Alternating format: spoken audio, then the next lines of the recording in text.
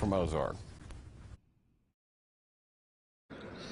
Good evening, Ben. Today has been a very, very busy day here in Ozark. This courtroom behind me, the courtroom was jam-packed today for the preliminary hearing for Coley McCraney, who's been accused in the double murder of J.B. Beasley and Tracy Holland. I'm just going to give you the rundown of what his defense attorney, David Harrison, argued today. Now, he cross-examined the lead investigator, who was Michael Bryan, on this case. Now, on the stand, they said they used pathologists and forensic reports, and it showed that McCraney raped Beasley due to the semen. But Harrison argued that how could semen play a role in that being the case of him raping Beasley? Also, other things that were argued today in the on the preliminary hearing was McCraney was held in interrogation for over 24 hours in cuffs for more than 7 to 8 hours,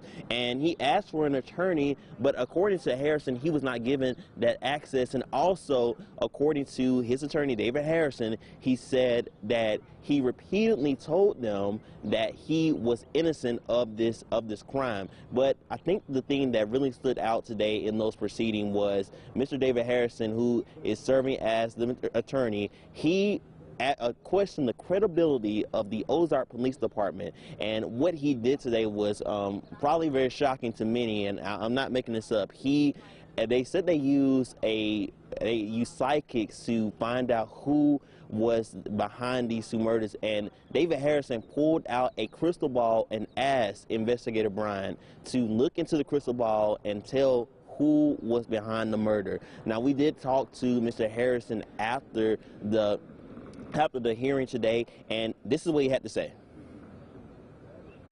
Well, we just felt like that we need to cross-examine all the evidence presented today. Absolutely. And you heard the evidence. I mean, you heard it.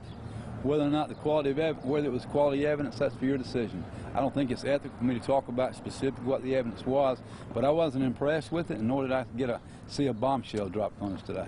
Well, no, not being offensive to you, but did you hear the evidence? Were you in there? So no, I wasn't impressed at all. You heard the quality of the testimony, and I don't want to talk about specifically what I'm talking about, but if you sat through it, then you probably know what I'm talking about. Now, next up, they're going to a grand jury that's going to be in June. We will be here to continue to follow this case as it continues. We're reporting live right here in Ozark. Courtney Chandler, WDHN News 18. All right, Courtney, thanks so much. We're still going to stay with the other side of this case now. Paige Weeks covering the prosecution side of the story. And tonight the question remains, does